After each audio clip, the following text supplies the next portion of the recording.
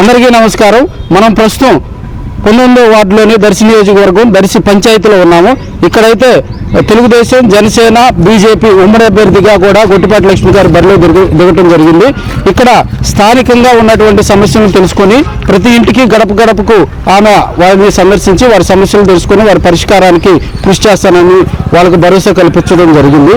అంటే ప్రస్తుతం మనం ఆమె ఈ నియోజకవర్గంలో గెలుపు అవకాశాలు ఎలా ఉన్నాయి, ఇక్కడ ఉన్నటువంటి ప్రజల స్పందన ఎలా ఉంది తదితర విషయాలు మనం వారితో ఇక్కడ ఉన్నటువంటి స్థానిక ప్రజలతో ముఖాముఖిగా మాట్లాడి ఆమెకి గెలిచే అవకాశాలు ఉన్నాయా, ఎంత మెజార్టీ గెలుస్తుంది, జనసేన, బీజేపీ, తెలుగుదేశం ఉమ్మడి అభ్యర్థులు ఆమెకు ఎంత సపోర్ట్ చేస్తారో తదితర విషయాలు మనం తెలుసుకునే ప్రయత్నం చేద్దాం. గొట్టిపాటి లక్ష్మి గారికి మేమంతా మెజార్టీగా ఉంటున్నాము. బాగానే స్పందన అయితే బాగానే ఉంది కాబట్టి తప్పకుండా వస్తారు. ఆమె మేము దర్శి మా ఆడబడుచుగా భావిస్తున్నాము.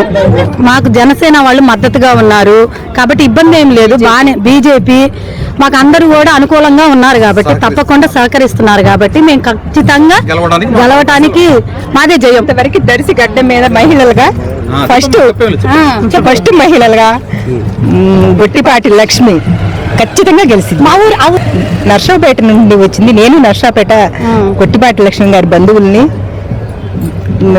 భారీ మెజారిటీతో గెలిచి గొట్టిపాటి లక్ష్మి గారు మా ఇంటి ఆడపడుచుగా దర్శి గడ్డ మీద బాగా స్పందన బాగుంది. మహిళల వరకు వేసినా కానీ ఖచ్చితంగా భారీ మెజారిటీతో రెస్పాండ్ ఎక్కడికి వెళ్ళినా బాగుంది కాబట్టి కొంచెం భారీ మెజారిటీతో మేడం గారు గెలవడం పక్కా. మామూలుగా అంతా వ్యతిరేకత వచ్చింది మొత్తం స్టేట్ మొత్తము కాబట్టి టీడీపీకి ఎక్కువ మొగ్గు చూపుతున్నారు. గెలవడం అయితే పక్కా ఖాయం మా ఎమ్మెల్యేలందరూ, కానీ భారీ మెజారిటీ కోసం కృషి చేస్తున్నారు. Okay, thank you madam.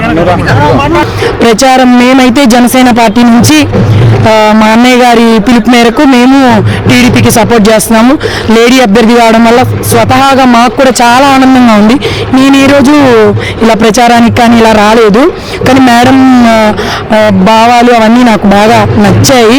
Madam MLA గారు అయితే మాత్రం మాకు చాలా మంచి జరుగుద్దని మేము బాగా ఎక్స్పెక్ట్ చేస్తున్నాము. సింహాన్ని చూసే కదండి అడవంతా భయపడుతుంది, మా పవన్ కళ్యాణ్ చూసే భయపడుతున్నారు. అవును, ఏముంది పవన్ కళ్యాణ్ దగ్గర డబ్బులున్నాయా? లేవు. ఎవరున్నారు? జనాలు ఉన్నారా? లేరు. మేము తప్ప ఒక జన సైనికులు తప్ప పవన్ గారికి ఎవరు అండగా లేరు. పవన్ అన్న దగ్గర డబ్బులు లేవు, మా దగ్గర ఏం లేదు, మా దగ్గర అవినీతి లేదు ముందు, అందుకే మమ్మల్ని చూసి భయపడుతున్నారు.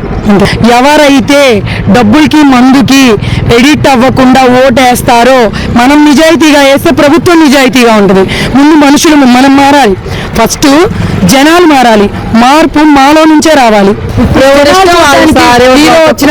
నేను వెళ్ళినా చెప్పుకోవాలి కదా, నేను వెళ్ళినా కూడా మా లైన్లో అందరూ వస్తారండి చూడ్డానికి.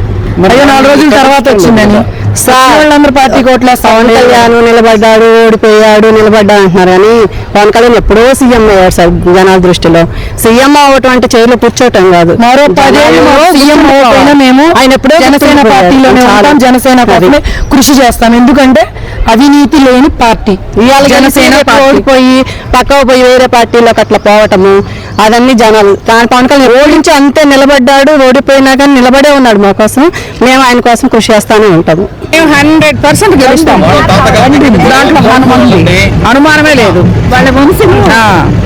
అది అనుమానం లేకుండా గెలుస్తాం మేము భారీ మెజార్టీ తోటి.